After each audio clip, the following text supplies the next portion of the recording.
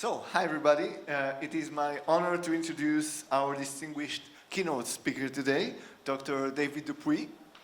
Dr. Dupuis is one of the most interesting and original anthropologists currently working in the field of psychedelic science. He's a research fellow at the French National Institute of Health and Medical Research.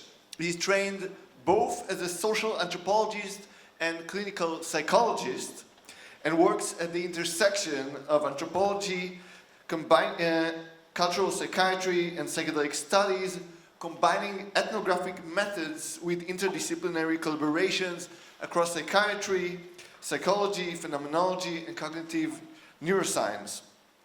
Dr. Dupuis' research investigates how psychedelic experiences and altered states of consciousness are shaped by cultural frameworks, and how these experiences in turn reshape identities, worldviews, and therapeutic trajectories. Since 2008, he has conducted long-term ethnographic fieldwork in the Peruvian Amazon, studying the ritual uses of ayahuasca and social shaping of visionary experiences.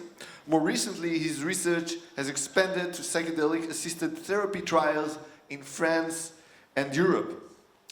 And on a personal note, I want to add that Dr. Dupuis is one of my favorite psychedelic scholars, and his insights have shaped how I think about psychedelics in many ways. So it is a particular pleasure to welcome him to our symposium, and please join me in giving Dr. Dupuis a warm round of applause. Thank you. Hello. Well, thank you very much. It's a really a pleasure to join you, even from distance, and thank you to the organizers, the invitation. And so I should probably share my my PowerPoint now. Oh, okay, yeah. Tac.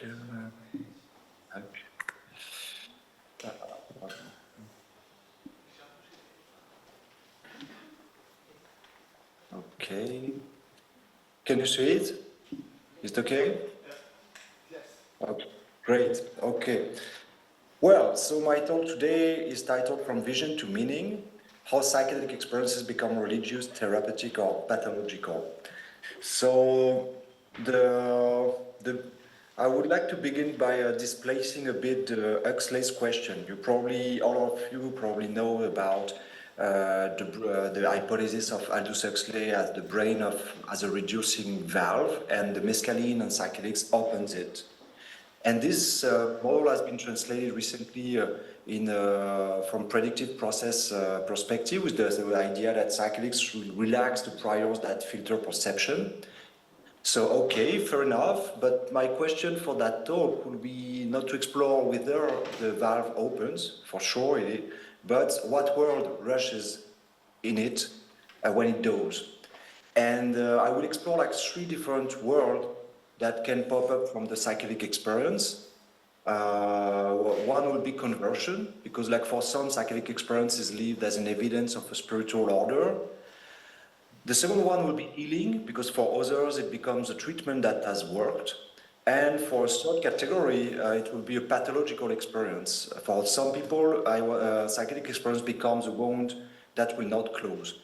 And I observed that those 3 different wording process based on psychedelic experience during my fieldwork in the Peruvian Amazon on the globalization of ayahuasca use. And that I'm conducting since more than 15 years now. I will reduce that.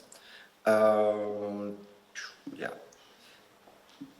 And so I'm working on the emergence of shamanic tourism, and I worked in different retreat centers at the edge of Amazonian cities offering ayahuasca rituals. And in that work, I followed around 100 of those people that I call pilgrims, because they are in a kind of pilgrimage process searching for the meaning of ayahuasca. And mostly those people from North America or Europe that I met in the Peruvian Amazon in search for ayahuasca were in kind of therapeutical quest, mainly to deal with mental health issues like addiction, depression, anxiety, and so on. But there was also like some spiritual quest. Those pilgrimages are also can be understood from the transformation of the contemporary religious practices in the West, in which the inherited religion like are kind of disappearing, and with more and more people building their own religious practices based on individual idiosyncrasy.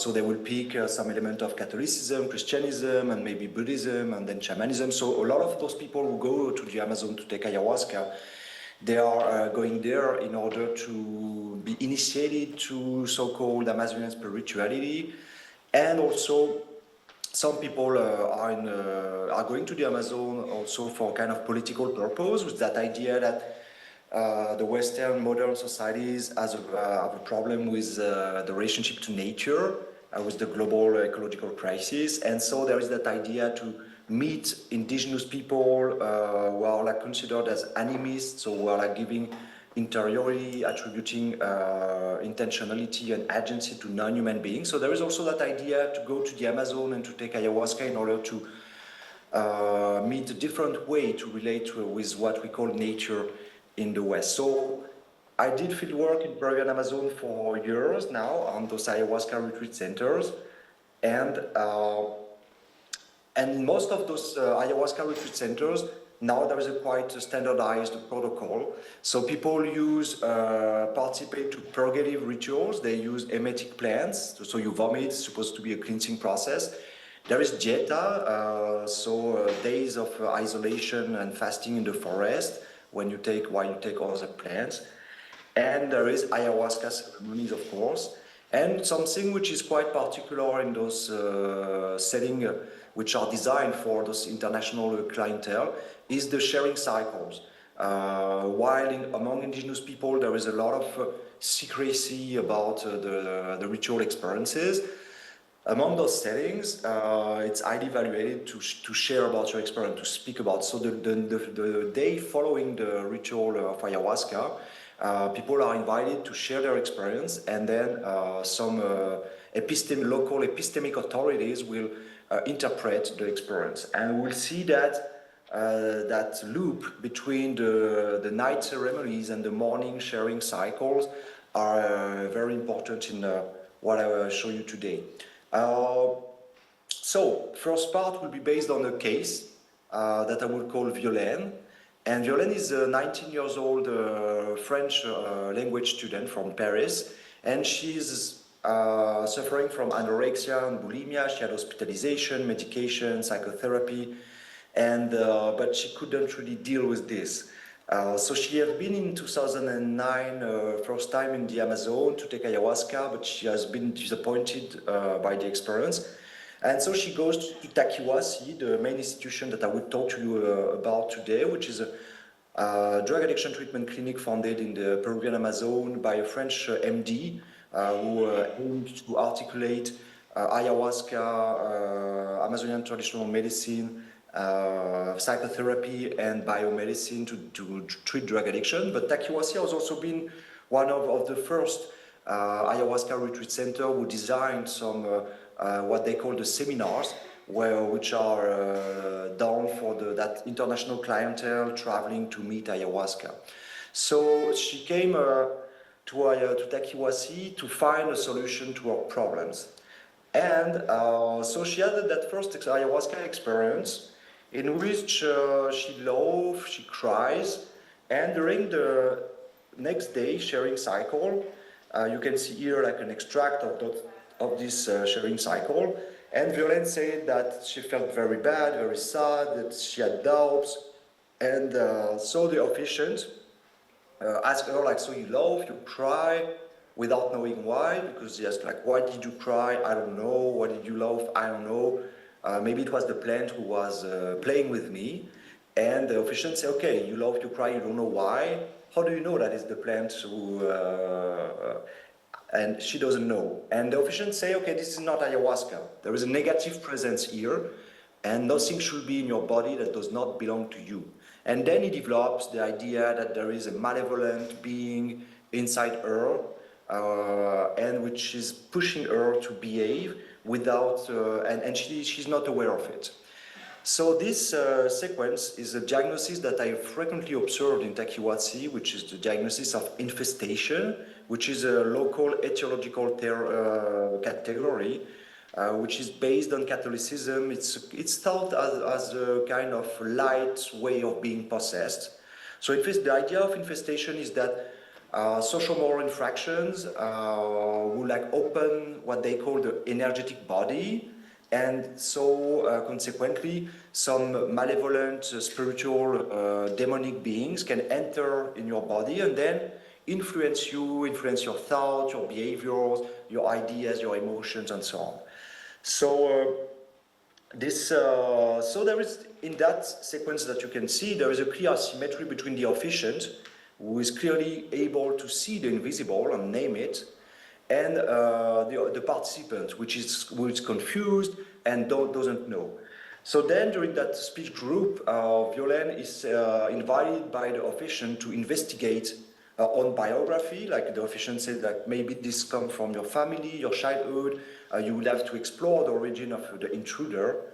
And infestation is presented also by the officiant as an hypothesis. So it's not imposed as a dogma, but it's proposed as something that she can verify in the next ayahuasca ceremony. So during those seminars that proposed by Takiwatsi and in which Violaine is participating, it's a 2-week setting. So there is 3 times three ayahuasca ceremonies, and after each ceremony there is those kind of speech group. So during the next ayahuasca ceremony, Violaine will verify concretely the diagnosis. I was at that ceremony, and it was quite impressive. Like she began to make noise. So the leaders like begin to say, "Okay, calm down, stop speaking, stop talking, stop making noise." But she can't manage to do it, and then the healers approach her. They begin to blow on her body like holy water to pray, to use exorcism prayer in the ceremony, and then she began to yell, to have like those weird animal cries, and she's switching her voice between animal cries and her own voice, saying, "Look, I'm possessed, help me." And so she has that kind of uncontrollable behaviors. And afterwards, when I do an interview with her, she said that she felt an entity moving in her belly, and she felt that it was linked to depression. And she felt, "Oh, okay, it's in my belly. That's why I had bulimia." She also saw her grandmother as a witch, so maybe she felt that maybe this was coming from a kind of pathogenic inheritance coming from her grandmother. And she told me, like, I saw my own face as the face of the girl from The Exorcist, the movie, you know. So she had a very clear possession experience, and she ends up smiling, telling me that she has vomited, and she has vomited that stuff in her belly, and the ayahuasca at the end of the ceremony told her that no, her life will change. So we can see here that the diagnosis that have been proposed in the first speech group is then verified in the second ceremony.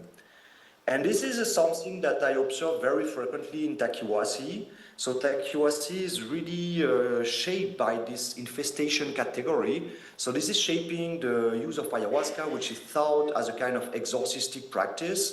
So ayahuasca is used in that specific context to either identify and extract those malevolent demonic beings. And this infestation theory is shared during the speech group.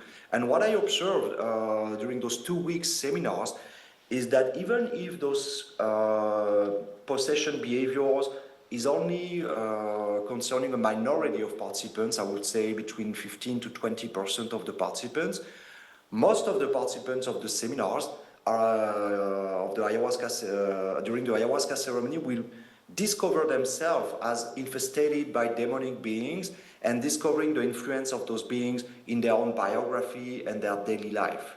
So this was a very striking aspect of the phenomenology of ayahuasca experience in this specific setting, and by doing comparative fieldwork in other ayahuasca retreat centers, I could really see that those possession behavior and possession experiences, this infestation framework was very specific to Takiwasi. And so it was not only ayahuasca which was producing this, but ayahuasca plus Takiwasi. So then I investigated about how a social setting, the speech group, but also the ritual interaction could shape the relationship to the psychedelic experience, how you label it, how you interpret it, but also its very phenomenological content. And that's what I called the socialization of hallucinations, which is a learning process which will shape progressively the relationship to the psychedelic experience. And this is operating on two levels. The first one is about how you interpret or you labelize your own experience.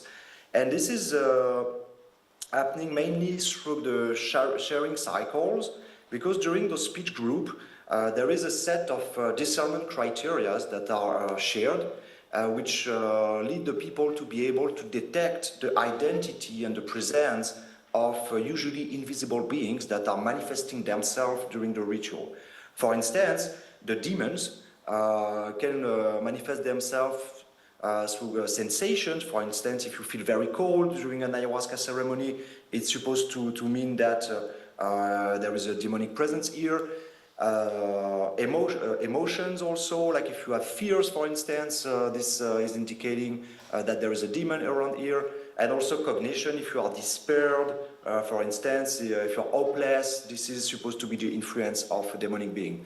Of course, it's not only about demons, it's also about ayahuasca spirits, angels, and so on. So each invisible being has a specific kind of elements like emotion, sensation, or thought that are leading people to be able to identify them.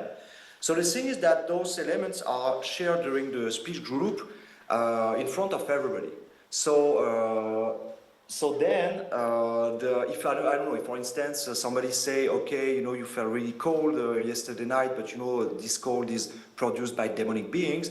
Of course, this will impact the way you live your next experience, and it will like shape your attention.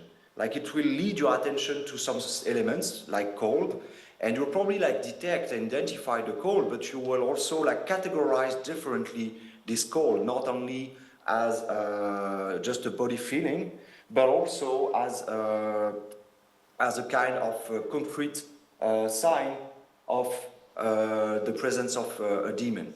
So those discernment criteria, but also the ritual rules and interactions would produce some effect of reflexivity and on orientation or an education of attention. So a feeling, some emotion, some sensation becomes a presence. And this is also based on the ritual rules, because the ritual rules in Takiwasi are also sharing that idea that there is malevolent, demonic, threatening beings that want to enter the ritual space and that are threatening people and participants. So this is the first level, but and you can see this especially on the fact, because when people told me about demons, I was like, okay, like everybody see demons, but what are those demons? How do they look like? And you can see here with those three examples, which are like three descriptions of by different people about demons, and you can see here that it's very different figures. First one, a demon is an entity with animal attributes, like an elephant trunk with tentacles. The second one is a wrinkled old man face with flames. And the third one, like, didn't even saw anything, you know. I saw nothing precise, but I was afraid the demon, they attack you. So this led me to understand that the identification of those demonic beings were not based on necessarily on visual content, but on emotional register. Like, because what is common on those three examples is the fear, the anxiety, the repulsion. So what makes the demon is not what they see, it's what is felt. And so people progressively learn to categorize their own experience, to map ayahuasca experience, and are really craving for that, because as you probably know, ayahuasca experience is a very intense, emotional, confusing experience. So people are really craving for elements that will make them able there in the next ceremony to map a bit and navigate the experience.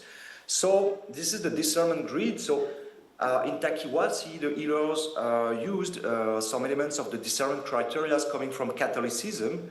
So that idea that there is a set of criteria that can lead you to identify who is the origin of spiritual communication. And you can see here the different sensation, emotion, and so on, imagery that will be linked to benevolent agents like ayahuasca spirit, for instance, angels, and so on, and the kind of signs that are associated with malevolent agents, demonic beings.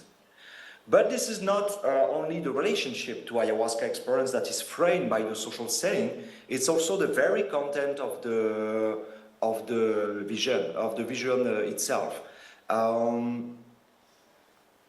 And as you can see here are drawings made by participants to the ayahuasca ritual in Takiwasi. So you can see here like very clear images of demons, and that's something that I observed that was something like an apprenticeship.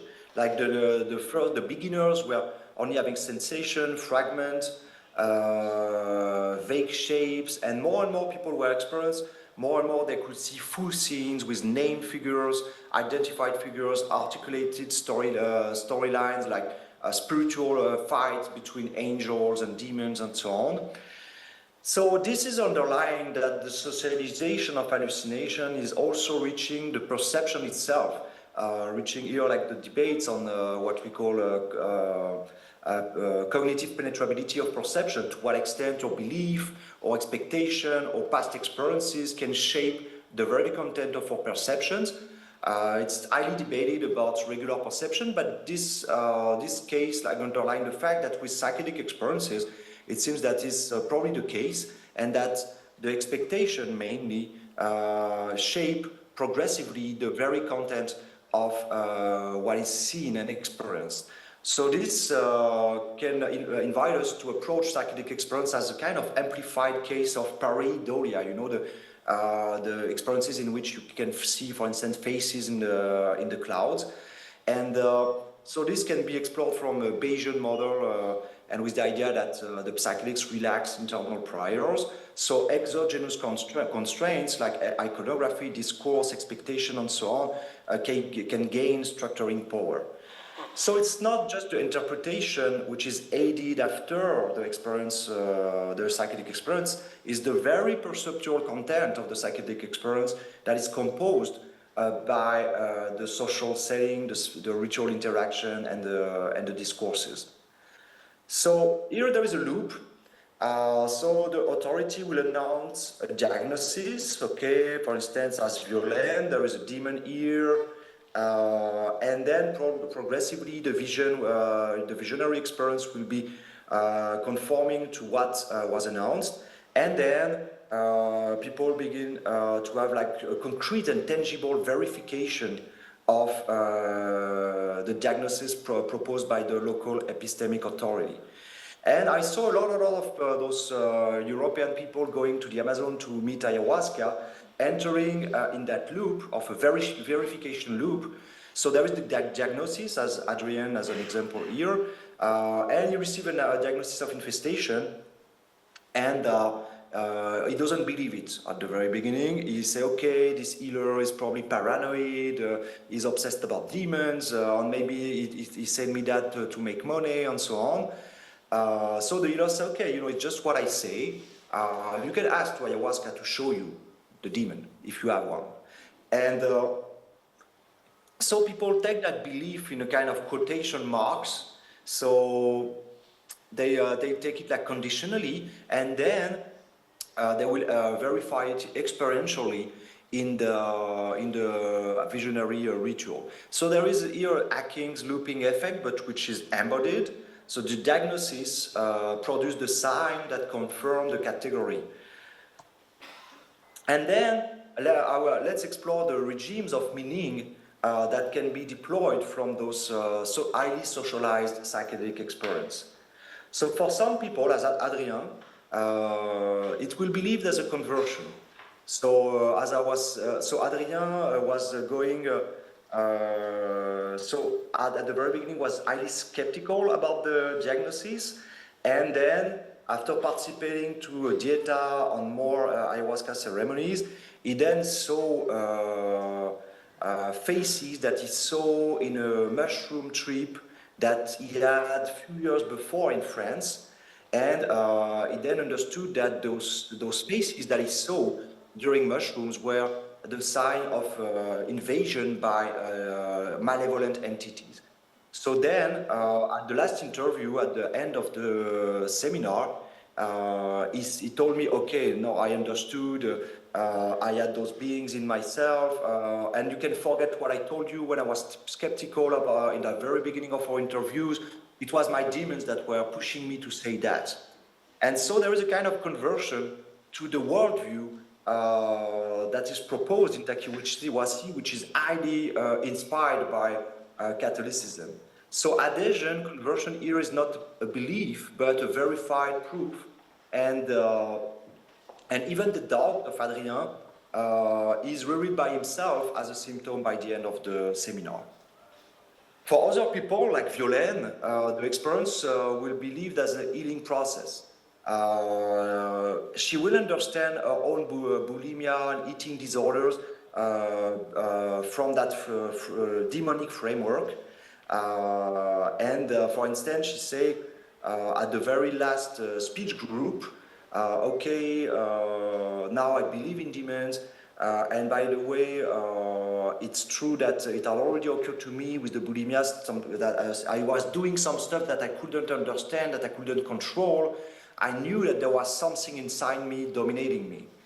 And so, which is very interesting here, is that she began to understand some disorders and some elements of her daily life based on her ritual experience. So the lack of motor control, the lack of control that she showed during the psychedelic ceremony is then used as a framework to understand other situations in daily life in which she isn't able to control herself. So she understands differently her eating disorders, not as a medical problem or as a psychological problem, but as a spiritual problem produced by demons. So here you can see that there is an etiological theory that is proposed by the healer, the officiant during speech group, the infestation, and then the psychedelic ceremony by enhancing suggestibility with the impact of setting and also the noetic properties of psychedelics, which make those experiences very, very appearing as very real, will build a kind of concrete verification of the diagnosis. And then when this is done, this will produce narrative reconstruction in which the disorder becomes understandable and explainable. And then this narrative reconstruction in which the people understand differently their biography, their symptoms and so on, and their daily behaviors, would produce a kind of restoration of agency. Because like, oh, okay, I have eating disorders, but this is not me. And I want to eat properly, and it's just that there is something inside me that is not me, that is pushing me to have bulimia or anorexia. So this would produce some kind of reconstruction of the relationship to the symptoms. So in that context, the experience becomes a treatment that has worked. And for other people, they refuse the frame. And as you can understand, this proposition of demonic infestation is kind of intense for a lot of people who are like not necessarily Catholic. And one of them, like for instance, told me, well, I did not come all the way to the Amazon to be labeled as possessed. So the infestation diagnosis will produce also like opposition in some people. So they will refuse the idea of infestation, they will refuse the diagnostic proposition and so on, and but that refusal as a cost, because this will produce a kind of distress because the distress that broke them does not vanish with the label that they refuse. It's because their experiences then is kind of left without a narrative to house it. Because in Takiwasi, there was a very, very consolidated setting with an explanation for any experience. So if you refuse it, a lot of people will be left without narrative for their experience. And this will probably frequently produce distress. And we will see that distress because they will be taken in a loop that is really difficult to close. Like, what happened? If it's not demonic beings, what does that experience mean? Like, why? What is the meaning of that experience? And those people that I presented you, I met them in 2011 or so. And I met them 5 years later because I'm doing a kind of longitudinal long-term follow-up with a lot of those participants to explore how these experiences evolve with the time. And so I met 5 years later Tristan, a young French guy who were a bit lost in his life. He was searching for a vocation and so on. And he received an infestation diagnosis in Takiwasi. And then he was also into a bit esoteric practices. And he told me when I met him 5 years later that when he came back to France, he threw out his whole library of esoteric things because he discovered during ayahuasca experiences that these esoteric practices were at the origin of this infestation. And so he just threw out everything. And in order to close the door by which the malevolent entities were said to have entered. Then he keep on going to Takiwasi, to Peru to take ayahuasca. He has panic attacks in his daily life, and then he discovered that his vocation for priesthood. So progressively he will articulate his experiences with Catholic practice in France, and then progressively he developed a vocation for priesthood, and is now becoming a priest, a Catholic priest. So the regime, the world that has been built in the Amazon, then found a relay in France in the Catholic institution. So the Catholic Church here relays what happened in Peru, and lead him to institutionalize a religious conversion to Catholicism. Violaine, it was kind of interesting to meet her 5 years later because she was really deeply impacted by this demonic possession experience that she had during ayahuasca ritual in Peru. So I was expecting that 5 years later she will still be important for her. And I was very surprised to hear her saying these exhaustion stories, it's a bit ridiculous to me now. And if I'm beginning to stabilize now, I owe it only to myself. So she said that her problem persisted, she had hyperphagia, depression, eating disorders, and the diagnosis did not cross the borders of Peru. Especially because of that, because the symptoms persisted. So then she began to explore other alternative explanations like psychological and so on, and now she says, the problem I have are also psychological. I cannot put the cause only on external things like demons. And so you can see here that the healing had to hold. And she translated that healing process into new practices, like Ayurvedic practices and so on.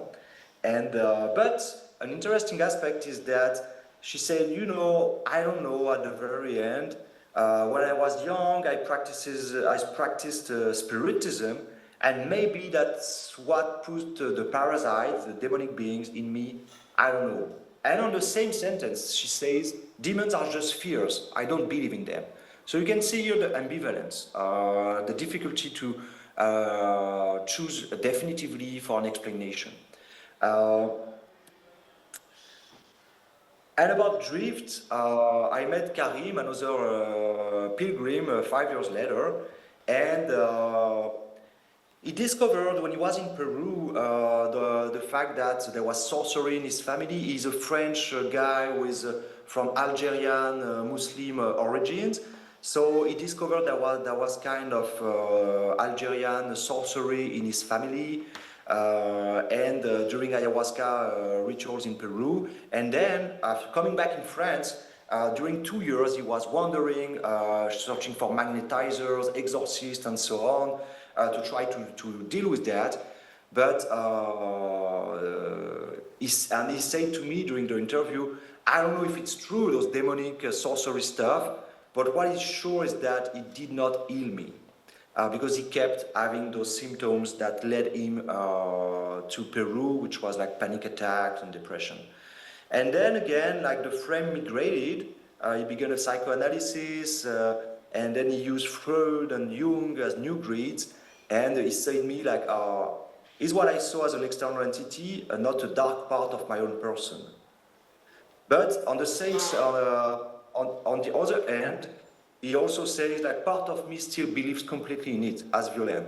So the question remains. He said, like, I feel I am in a circle that was very large, and I advanced in a way that has became existential and interminable question.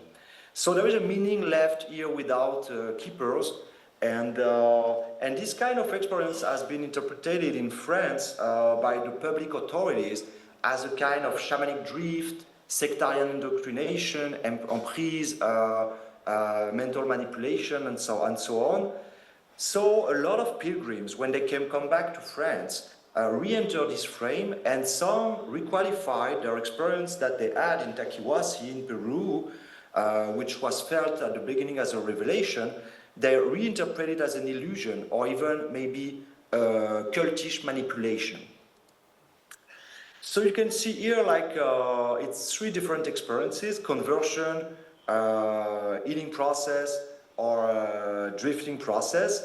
But each regime is available to each of them, and with the time, like, people can switch from a regime to another one, and this is continuously happening with the time. So, to come back to Aldous Huxley, the feeling of so of course there is a feeling of reaching a new world, discovering a new world with psychedelic experiences, and this feeling of revelation is authentic. But this, and it's quite well known as a noetic property of psychedelics. But this same noetic quality that drives therapeutic benefits, as we could see with Violaine, who is able to understand differently her past, her biography, her symptoms, thanks to that ayahuasca experience and the local frame that is proposed in Taquihuasi. So that noetic quality, which is making so convincing the experience and the local social frame, is also what exposed the subject when no one holds that frame. So we developed that idea of double-edged world of that noetic property, the convincing, the reality aspect of psychedelic experience in a paper that we wrote with Chris Timmerman and Rosalind Watts. And we see here that in other contexts, in a clinical trial for depression, we have a bit the same dynamic with somebody having a kind of memory of a parent that is having a violent behavior around her. And she then have that idea that maybe it's a memory, maybe not, I don't know. And this question is beginning to be like very problematic for that person. And so this is showing that this intense feeling of reality that is composing the ayahuasca or more broadly psychedelic experience can drive therapeutic benefit, but also can produce despair, distress, and a kind of pathological situation. I also want to talk a bit about the battery consultation that which is a joint clinic for psychological distress following psychoactive substance use. mainly psychedelics, that I work in, that I co-founded this consultation. We receive a lot of people with acute anxiety and panic, fear of madness, depersonalization, derealization, and so on, following the use of psychedelics. So, and you have an example here of somebody having a high dose of psilocybin in a party setting, and there was no scene, no message, just intensity, and she doesn't have any frame to organize and map and navigate that experience. And then she's stuck with that fear, like if this is possible, what is reality? And so she has like waves of anxiety. She would see the world like a screen and so on. And that questioning, a bit like Karim, that the pilgrim that we met a few minutes ago, that questioning that not stop because the experience has no narrative home. So usually what we see in those bad trip experiences is that is what we could call an unhoused intensity, an experience that doesn't have symbolization. So with that kind of people, we try to work on helping them to symbolize that experience. So this seems that to those two examples, what we see in bad trip consultation and what we saw in Takiwasi with the different pilgrims and figures, underline that no frame. When you have no frame to the psychedelic experience, the revelation is left without keepers. There is bad trip, there is meanings that come undone at 6 months, and there is like a kind of individual drift.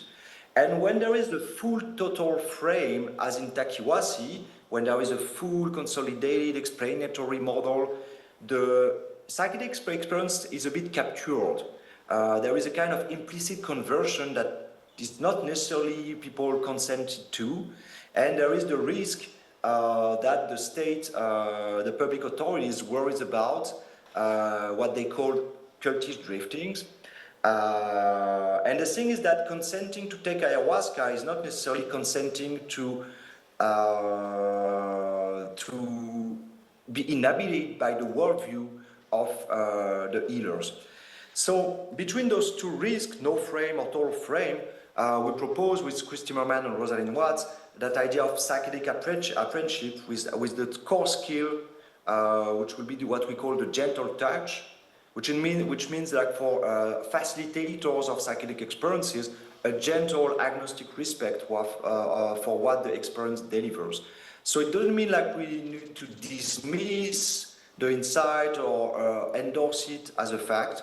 We suggest that facilitators should receive it as fully as an experience, while holding its truth claim really lightly, asking what does it mean before did it happen. So this is like quite useful for integration of psychedelic experience about the kind of ontological shocks that can produce the psychedelic experiences. And this can concern the fact the people like who are discovering, I don't know, supernatural world, demons, angels in psychedelic experience, but also people who discover, as Hélène in the former slide, they discover that some so-called past repressed memories. So the idea is to have like to help people to integrate those experiences by exploring different explanatory models and to learn to people to navigate between those different explanatory models without like choosing which one will be the truth. So to conclude, what the question was opening that talk was what word rushes in when the valve, the Aldous Huxley valve opens. And it's not a word that was always there, as I showed today. It opens the doors of perception, but you find a room which is already furnished by the ritual songs, by the ritual iconography, by the discourse of the local epistemic authorities, the healers, the officiants, by their narrative, the expectations. So what is universal is not the content of the experience, but it's that process of door making, that process of furnishing the room. and also that noetic feeling of, which is like convincing most of the psychedelic users that what is it in that psychedelic visionary room is real. So the feeling of truth is authentic, and it is because it is authentic that is malleable. So rather than being dismissed or simply endorsed, the revelation that are lived in psychedelic experiences should be, in my view, carefully cultivated as one of the central objects of psychedelic integration. Well, thanks for your attention. Thank you very much, David.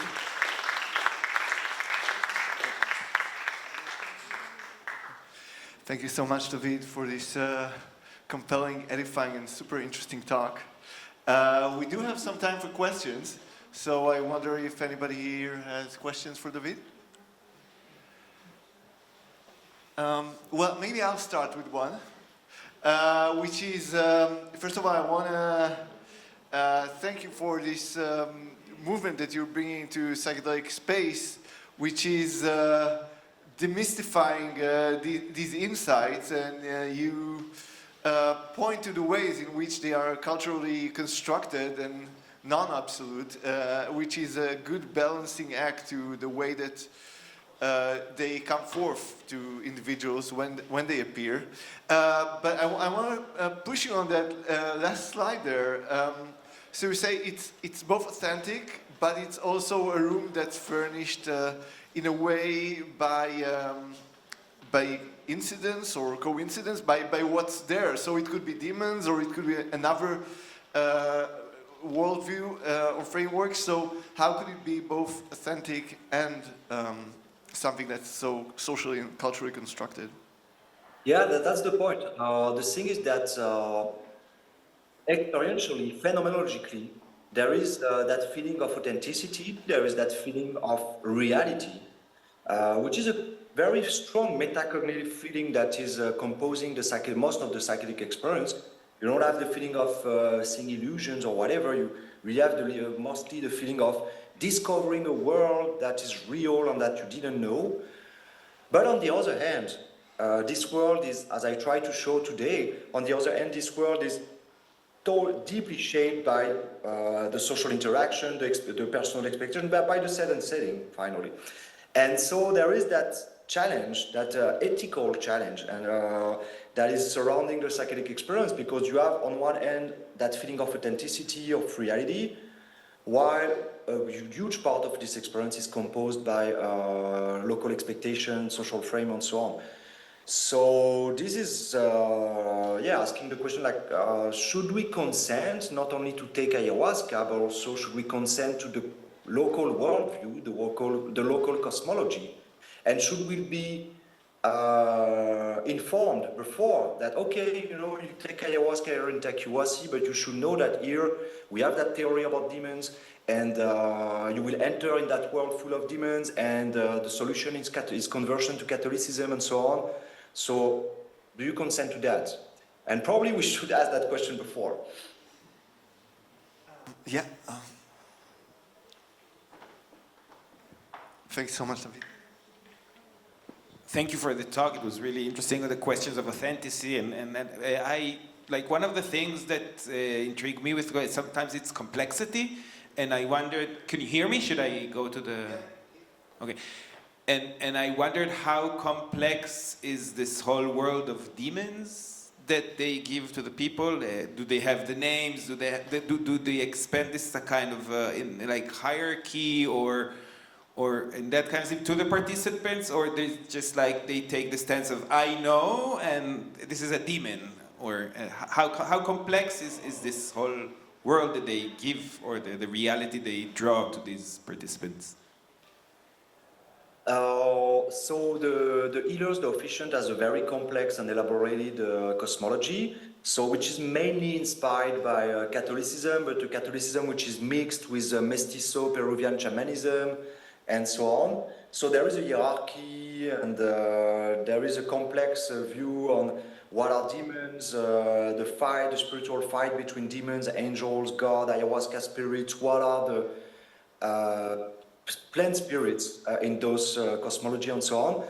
And this is shared progressively in speech group with participants, but for most participants, the discovery of the presence of demons will launch an investigation. As Karim, the example of the person called Karim in my talk, he discovered that sorcery, demonic stuff, being the cause of his panic attack and depression during psychedelic ritual in Taquihuasi in Peru.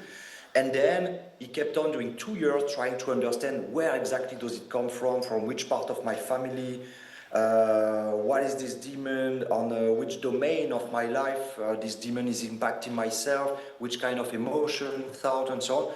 So there is usually a progressive elaboration of, it's a progressive mapping of the experience, and more they take ayahuasca, more and more they will have an elaborated view about what is happening here. Okay, thank you. Part of the things that you described brought into my mind thoughts about hypnotic suggestion, intentional or non-intentional. And if we think therapeutically in this direction, I would think of how the helpers could help the person experiencing try to gain agency, to find the way, like you mentioned, navigation, learn how to navigate, but suggesting to own again the agency of the experience and how to work through to use it for his own or her own purposes. Yeah, that's in the kind of setting like Taquihuasi, and more broadly in spiritual settings, there is frequently that external locus of control. So there is that idea that there is external beings as demons, angels, and so on, that impact you, that can have influence on you, and so on. So this can be helpful to understand some stuff like addiction, you know, like a lot of people, a lot of those pilgrims that were traveling to the Amazon, for instance, smoking, you know, they were trying to quit smoking, and there was that mystery of addiction, which is in the, I want to quit smoking, but on the other hand, I keep smoking. And then when they understood that there was a demon, they was like, oh yeah, of course, I want to quit smoking, but there is that stuff inside me, which is not me, that is pushing me to smoke. So there is a kind of externalization of the locus of control, externalization of the cause of the symptom. And this can produce some kind of therapeutic reconstruction. Like for a lot of people, they will like fight against those behaviors that are assimilated as demonic inspired behaviors. But for some people, it's helpful. But for a lot of people, as you underline, it could be more helpful to have their own sense of agency restored, you know, and a lot of pilgrims, as you saw in the examples that I shared, a lot of pilgrims at the end, after 5 years after the ayahuasca ceremony, they feel, you know, maybe it's just like internal stuff, and I also have to think about those symptoms, those problems as mine, as psychological ones. So yeah, I feel that this point of agency, or you distribute agency, is a very key point of the therapeutic settings. And I'm interested also in hypnosis, and what I observed is that in classic Ericksonian hypnosis, there is that idea that it's all about you. And you know, at the end of the session of hypnosis, you give back everything to the patient, by saying to the patient, oh, you know, it's not me with my magical trick as a hypnosis practitioner, it's all about you. And you see, oh, you have your those resources that are inside you, you can use it again in your daily life. So maybe, yeah, we could inspire ourselves from the hypnosis, Ericksonian hypnosis practices to think about a better integration process. But in most of clinical trials and the clinical uses of psychedelics, there is that idea. And at the end of the integration, you give back to the patient the idea that, oh yeah, no, it's all about you, it's your inner resources, and ta-ta-ta. Thank you, David. Well, I think we're out of time, so I want to thank David again for coming here, and thank you, David, for all your amazing work. Thank you. Thank you. Thanks a lot.